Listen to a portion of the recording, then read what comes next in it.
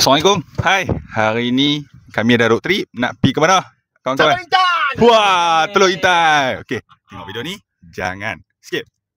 والعود دندنني وطبل طبطبني طبطبي طبطبي طبطبي طبطبلي وسبك سبسق لي ورقص قد طاب إلي شوى شوى وشاهشوا على الوراس فرجلي وقرد القمر يسير مالل في ماللي.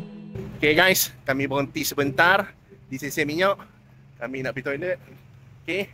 So WRV sekarang kami ada dekat apa? Jalan Teluk Intan Setiawan. So kita akan sambung perjalanan kita dengan WRV. A little longer than a few minutes later. Ya, arrive. Okay.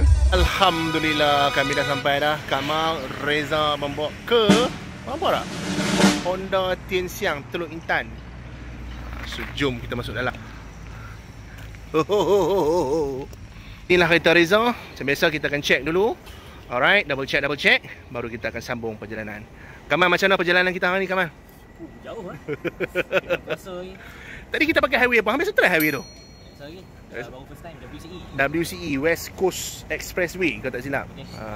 So nanti kami check. So kami akan sambung perjalanan balik. So kami ada di Tianxiang Teluk Intan. Ni tak ada tempat link nak lekat nombor plate lah, Rizal.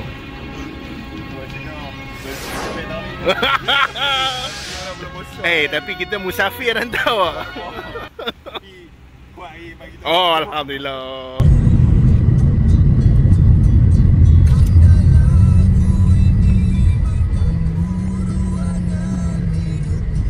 A few moments later. Okey, Alhamdulillah kita dah sampai Teluk Intan.